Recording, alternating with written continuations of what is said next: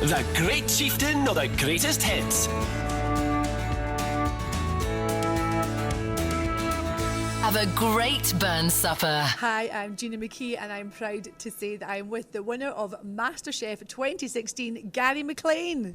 Hiya, how you doing? Welcome to City of Glasgow College, and I'm out of date already, two weeks in, so no, welcome. Gary, what does it feel like, first of all, to have that title? It's such a huge show, got an amazing cult following. I'm standing here and you are the winner. This is your big year. I know. To be honest, it's still, I keep saying this, it doesn't feel real. It is huge, and I think it's that big. It is really hard to take in. It really is. Do you think your life will change? I mean, we're standing just now in the City of Glasgow College and you lecture here and you've been lecturing here for quite a number of years. Are you going to stay lecturing here? Is it going to change? You're going to have the book out, the TV show? I want the whole package. I want to stay teaching, but I also want the book, the restaurant, the whole thing. Okay. And I think it's achievable. Talking of which, we thought today we would get your fantastic knowledge and do kind of an alternative burn supper. So what are you thinking? I mean, the first thing I think about buns is obviously Scottish. We've got some amazing Scottish ingredients. I thought with today, obviously, we're going to avoid the haggis, but I think we should stick to our roots. We should stick to our ingredients that are really, really good. So we're going to do some home smoked salmon. Then we're going to do a lamb dish using the shoulder. So what I've done is I've confit the lamb. I've confit in a little bit of duck fat. And again, if you've got a special occasion, again, there's no reason why you can't be doing this in the house. And I thought we could maybe do a really, really simple dessert, 4 ingredients. Go do an apple pie or an apple tartare. Well, this sounds fun. I'm salivating at the thought. Right, brilliant. Well, let's get started. La, la, la, la, la. We've got a kind of stovetop smoker here. But again, at home, I don't have, so I just get a tray. I get the rack out the oven, put it over the tray, chips in the bottom, the food on top, tin foil, get the smoke started on the stove, and then pop it in the oven. So it's really, really easy, a lot easier than people think. But again, smoking, one of the reasons I want to do it today is really easy. And again, it just fills your house. And if you've got folk over, you know, they walk in, they smell that smoke. It's almost going back to Buns, isn't it? It's going back to Buns Cottage. I'll have them out in the garden, getting the twigs. Getting the twigs as well. You'd have to do that before they turn up, I think. Na, na, na, na, na. Okay, so Gary, what we're doing now? What we're going to do is we're going to move on to dessert. I know that might sound a bit strange when we've nothing else done, but dessert is going to take probably the longest amount of time to cook. So if we need to go through a few processes of cooking, cooling, and then re-cooking it. So there's a lot of different stages. So the first stage is we're going to get the caramelised apple done. So we're going to take equal quantities of butter and sugar. For a pan this size, we're probably looking at about 25 grams each of sugar and butter. Just get that on a nice low heat and just let that melt.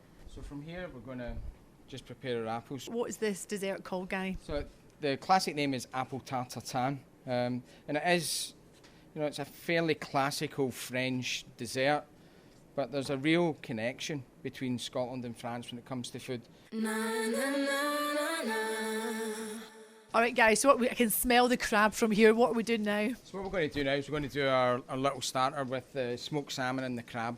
This is quite rich, quite luxurious, and I think really, really Scottish.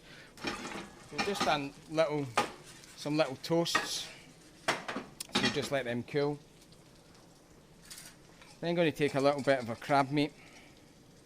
And you can buy crab meat in most good fishmongers.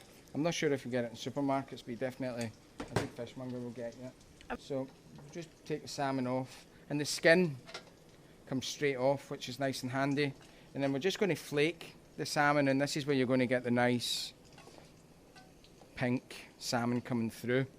And what I'm going to do is just gently kind of pull that mixture together.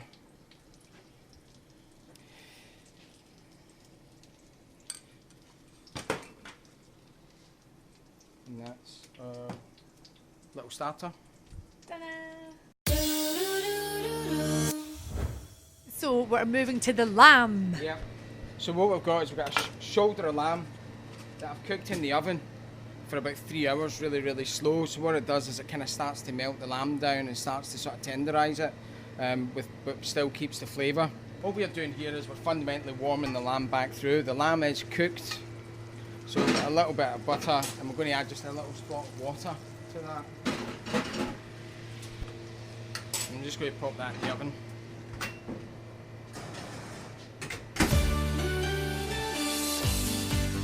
probably moving on to one of my favourite parts. Okay, Gary? So we're going to start the pastry. So we've cooled the tarte tatin, we've done the caramelisation. It's really nice and cold. So you always just pin backwards and forwards and you turn the pastry. So from there, I'm going to cut a circle from the pastry. So I'm just going to pop that in the oven. I'm going to put it in about 210 for about 10 minutes and then turn the oven down till it's ready.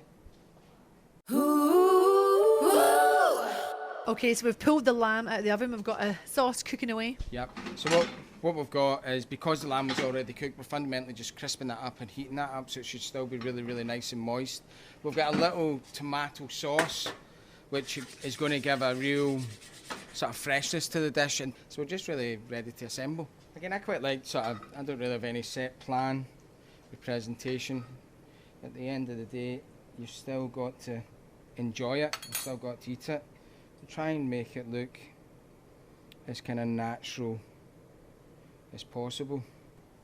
And then we'll just finish that. I quite like just a little bit of green leaf just to lift it. The sauce is probably the most important element of this dish, is the sort of bringing together of everything. And that's a little lamb, carrots, shallots and pomme dauphine. I think Rabbit Buns would have had the pinnacle of what food was at that time. You know, whatever the trendy restaurants or trendy houses would probably be at the time. I think Rabbit would have been there and maybe enjoyed a lot more food than we get today, I think. All the best for 2017 and the future, Gary. Yeah, thank you very much, and thanks for coming in. It's been a good laugh. It's time to get stuck in.